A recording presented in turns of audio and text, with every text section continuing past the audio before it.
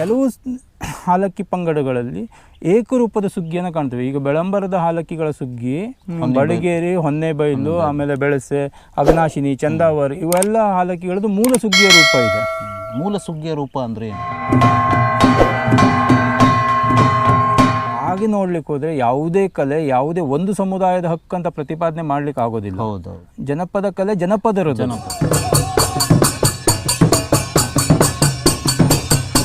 ಹಾಲಕ್ಕಿಗಳಲ್ಲಿ ಕೂಡ ಅನೇಕ ಕೊಪ್ಪಗಳಲ್ಲಿ ಹಾಲಕ್ಕಿಗಳಲ್ಲೂ ಕೋಲಾಟ ಇದೆ.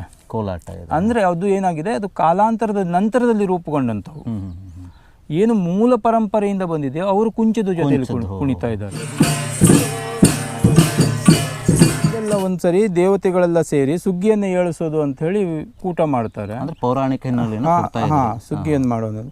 ಅಲ್ಲಿ ಒಬ್ಬೊಬ್ಬರಿಗೆ ಒಂದೊಂದು ಜವಾಬ್ದಾರಿಯನ್ನು ಕೊಡ್ತಾರೆ. ಮಹಾದೇವರಾಯ ಅಂದರೆ ಈಶ್ವರ, ಮಹಾದೇವರಾಯನಿಗೆ ಮದ್ಲೆ ಬಾರಿಸ್ಬೇಕು, ಪದ್ಯದಲ್ಲಿ ದೇವೇಂದ್ರ ಡೆವಟೆ ಬಾರಿಸ್ಬೇಕು, ಗೋವಿಂದರಾಯ ಹೊಯ್ಲು ಕಟ್ಟಬೇಕು. ಈ ರೀತಿಯಾಗಿ ಹಂಚಿಕೆ ಮಾಡಿ ಅವರು ಸುಗ್ಗಿ ಕುಣಿಲಿಕ್ಕೆ ಬಂದಾಗ, ಆತ್ಮೀಯ ವೀಕ್ಷಕರೇ, ಈಗ ನಮ್ಮೊಂದಿಗೆ ಕರ್ನಾಟಕದ ಖ್ಯಾತ ಇತಿಹಾಸ ತಜ್ಞರಾದಂಥ ಶ್ರೀ ಶ್ಯಾಮ್ ಸುಂದರ್ ಗೌಡ್ರವರು ಇದ್ದಾರೆ.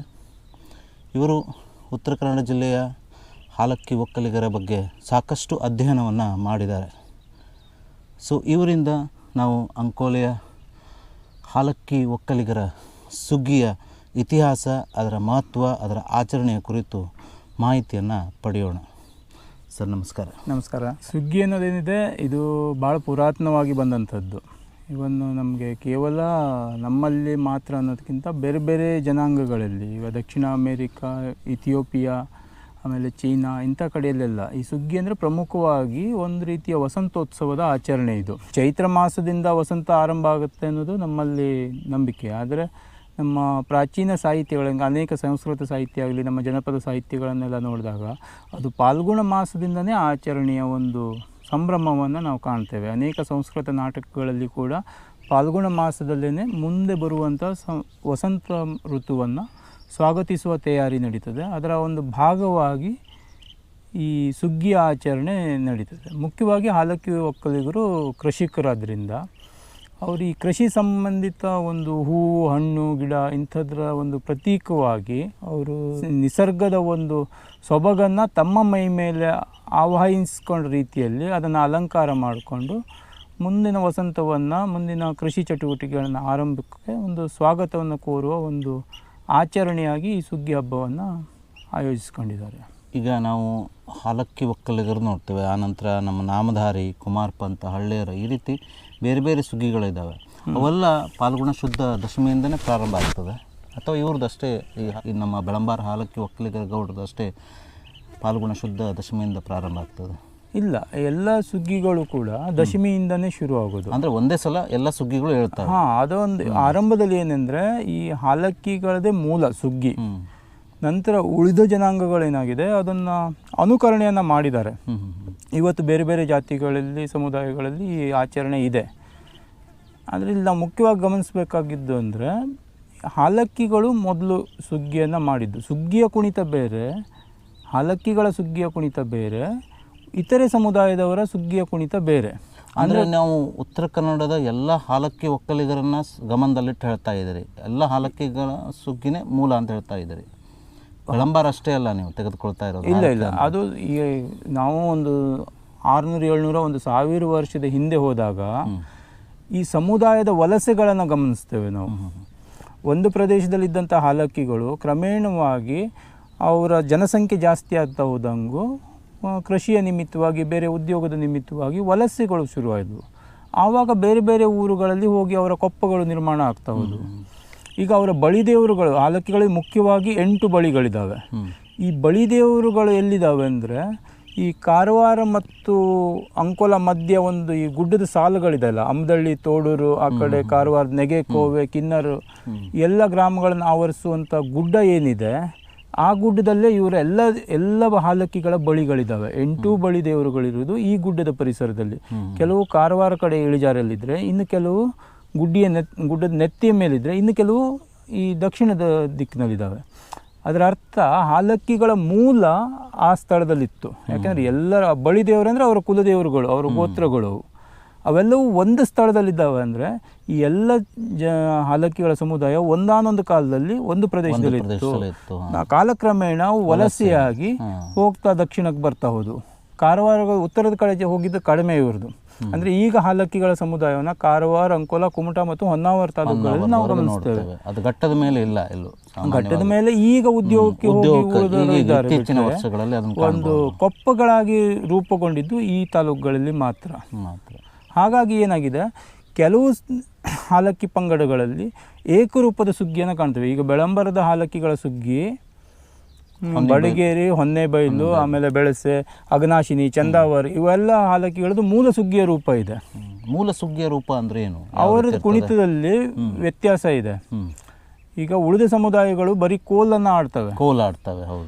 ಇವ್ರದ್ದು ಒಂದು ಕೈಯಲ್ಲಿ ನವಿಲಿನ ಕುಂಚ ಇರ್ತದೆ. ನವಿಲು ಗುಚ್ಛವನ್ನ ಮಾಡಿ ಅದನ್ನ ಒಂದು ಕೈಯಲ್ಲಿ ಹಿಡಿದು ಮತ್ತೊಂದು ಕೈಯಲ್ಲಿ ಸಣ್ಣ ಕೋಲನ್ನು ಹಿಡಿದು ಅದನ್ನ ಬಡಿತಾರೆ. ಇವರ ನೃತ್ಯದಲ್ಲಿ ಕೂಡ ಹಂತಗಳಿದ್ದಾವೆ, 8 ರೀತಿಯಲ್ಲಿ ಹಂತಗಳಿದ್ದಾವೆ. ಅದಕ್ಕೆ ಆಮೇಲೆ ಬರೋಣ. ಆ ರೀತಿಯಾಗಿ ಅವರು ನಾವು ಮೂಲ ಯಾವ ಸುಗ್ಗಿ ಕುಣಿತ ಮತ್ತು ನಂತರದ ಕೋಲಾಟದ ಕುಣಿತ ಯಾವುದನ್ನು ಗುರುತಿಸಬಹುದು. ಅದನ್ನು ಈಗ ನೀವು ಹೇಳೋ ಪ್ರಕಾರ ಈ ಕುಂಚದ ಏನು ಕುಣಿತ ಏನಿದೆಯಲ್ಲ, ಸುಗ್ಗಿ ಕುಣಿತ, ಅದು ಮೂಲದಿಂದ ಬಂದದ್ದು, ಅನುಕರಣೆ ಆ ನಂತರ ಅದು ಬಳಸ್ಕೊಳ್ತಾ ಹೋಗಿದ್ದು. ಅಂದರೆ ಒಂದು ಸಮುದಾಯದ ಜೊತೆಯಲ್ಲಿ ಬೆಳೆದಂಥ ಸಮುದಾಯಗಳು ತಮ್ಮದು ಒಂದು ಆಚರಣೆಯನ್ನು ಮಾಡಿಕೊಂಡು, ಎಷ್ಟೋ ಕಡೆಯಲ್ಲಿ ಏನಾಗಿದೆ, ಆರಂಭದ ಯಾವುದೋ ಒಂದು ಹಂತದಲ್ಲಿ ಎಲ್ಲರೂ ಸೇರಿ ಇದ್ದಂಥ ಸಮುದಾಯ ನಂತರ ಕಾಲಾಂತರದಲ್ಲಿ ಒಂದೊಂದು ಸಮುದಾಯಗಳು ಒಂದೊಂದು ಊರಿಗೆ ಹೋದಾಗ ಅವರು ತಮ್ಮ ಹಿಂದಿನ ಪೂರ್ವ ಸ್ಥಳದಲ್ಲಿದ್ದಂಥ ಕಲೆಯನ್ನು ತಾವು ಬಳಸ್ಕೊಂಡು ತಮ್ಮಲ್ಲಿ ಅಭಿವೃದ್ಧಿ ಮಾಡಿದ್ರು. ನಾವೀಗ ಕುಲದೇವರು ಅಂತ ಹೇಳ್ತೇವೆ. ನಮ್ದು ಏನಾದ್ರು ಇದ್ರು ಕುಲದೇವರಿಗೆ ಹೋಗ್ಕೊಂಡು ದೇವರಿಗೆ ಇದು ಮಾಡೋದು, ಅದು ಪ್ರತ್ಯೇಕ ಆಗ್ತದೆ, ವಿವರಣೆ ಜಾಸ್ತಿ ಆಗ್ತದೆ.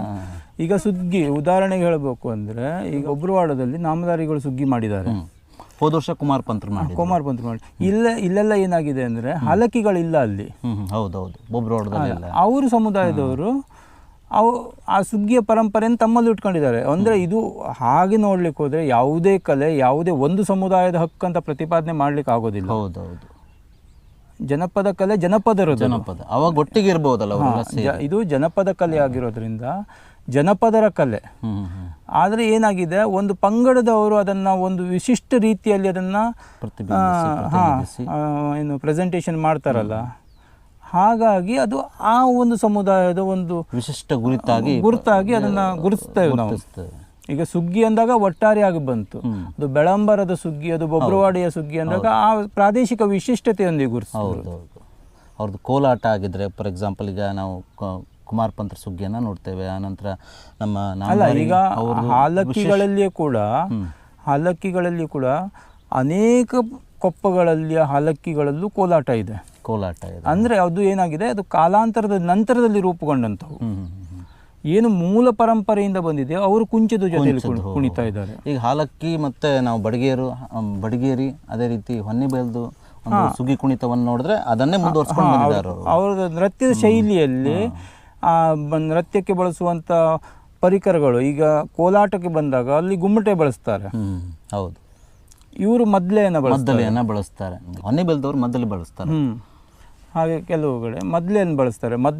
ಈಗ ಸುಗ್ಗಿ ಹಾಲಕ್ಕಿಗಳದೇ ಯಾಕೆ ಅನ್ಲಿಕ್ಕೆ ಕೂಡ ಒಂದು ಅವರ ಪದ್ಯಗಳಲ್ಲಿ ಆಧಾರಗಳು ಸಿಗ್ತವೆ.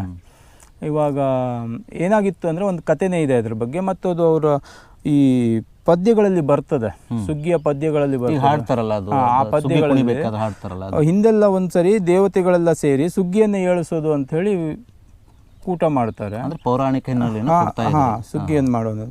ಅಲ್ಲಿ ಒಬ್ಬೊಬ್ಬರಿಗೆ ಒಂದೊಂದು ಜವಾಬ್ದಾರಿಯನ್ನು ಕೊಡ್ತಾರೆ. ಮಹಾದೇವರಾಯ ಅಂದರೆ ಈಶ್ವರ, ಮಹಾದೇವರಾಯನಿಗೆ ಮದ್ಲೆ ಬಾರಿಸ್ಬೇಕು, ಪದ್ಯದಲ್ಲಿ ದೇವೇಂದ್ರ ಡೆಮಟೆ ಬಾರಿಸ್ಬೇಕು, ಗೋವಿಂದರಾಯ ಹೊಯ್ಲು ಕಟ್ಟಬೇಕು. ಈ ರೀತಿಯಾಗಿ ಹಂಚಿಕೆ ಮಾಡಿ ಅವರು ಸುಗ್ಗಿ ಕುಣಿಲಿಕ್ಕೆ ಬಂದಾಗ ಅವ್ರ ಪದ್ಯನೇ ಹೇಳ್ತದೆ, ಮದ್ಲೆ ಹೊಡೆಯುವ ಮಹಾದೇವರಾಯಗೆ ಮದ್ಲೆ ಕೈಯೇ ಬರ ನಿಲ್ವೋ, ತಾಳೆ ಹೊಡುವ ಮಾಣಿಗೆ ತಾಳದ ಕೈಯೇ ಬರ ನಿಲ್ವೋ, ಡೆಮಟೆ ಹೊಡುವ ದೇವೇಂದ್ರಾಯಗೆ ಡೆಮಟೆ ಕೈಯೇ ಬರ ನಿಲ್ವೋ, ಹೈಲ ಹಾಕುವ ಗೋವಿಂದರಾಯಗೆ ಹೈಲಿನ ದನಿಯೇ ಬರ ನಿಲ್ವೋ, ಸುಗ್ಗಿ ಕುಣುವ ದೇವತೆಗಳಿಗೆ ಸುಗ್ಗಿ ಕಾಲೇ ಬರ ನಿಲ್ವೋ ಅಂತೇಳಿ. ಹೀಗೆ ದೇವತೆಗಳಿಗೆ ಸುಗ್ಗಿನೇ ಬರದೇ ಇದ್ದಾಗ ಸುಗ್ಗಿ ಆಟ ಆಡ್ಲಿಕ್ಕೆ ಬಂದಿದ್ರು, ಆಗ್ಲಿಲ್ಲ. ಆವಾಗ ಹಾಲಲ್ಲಿ ಹುಟ್ಟಿದ ಹಾಲಕ್ಕಿಗೌಡಗೆ ಈ ಸುಗ್ಗಿ ಕೊಡಬೇಕೆಂದಾರು ದೇವತೆಗಳೆಲ್ಲ ಒಕ್ಕಲು ಮಾಡಿ ಒಂದು ಮನಸ್ಸು ಮಾಡಿ, ಇದನ್ನು ನಮ್ಮ ಹತ್ರ ಆಗೋದಿಲ್ಲ, ಹಾಲಕ್ಕಿ ಗೌಡ್ರಿಗೆ ಕೊಡುವ ಅವರೇ ಸೂಕ್ತ ಇದಕ್ಕೆ. ಅದಕ್ಕೆ ಸೂಕ್ತ ಅದು. ಇದು ಅವರ ಸುಗ್ಗಿಯ ಪದ್ಯಗಳೆಲ್ಲ ಬರ್ತದೆ, ಯಾರೋ ಬರ್ದ ಕವಿ ಬರ್ದ ಪದ್ಯ ಅಲ್ಲ, ಜನಪದದ ಜನಪದ ಬಂದದ್ದು, ಎಲ್ಲೂ ದಾಖಲಾಗಿಲ್ಲ ಅದು. ಆ ರೀತಿ ತಲಾಂತರವಾಗಿ ಅದು ಸುಗ್ಗಿಯ ಪದ್ಯಗಳನ್ನ ಹಾಡುವಾಗ ನೀವು ಅವನ್ನೆಲ್ಲ ಗಮನಿಸಿದ್ರೆ ಅಲ್ಲಿ ಇವೆಲ್ಲ ವಿವರಣೆಗಳು ಸಿಗ್ತಾವೆ ನಮಗೆ ಈ ಮೂಲದ್ದು. ಈಗಲೂ ಅದನ್ನೇ ಹಾಡ್ತಾರೆ. ಈಗಲೂ ಅದನ್ನೇ ಹಾಡ್ತಾರೆ.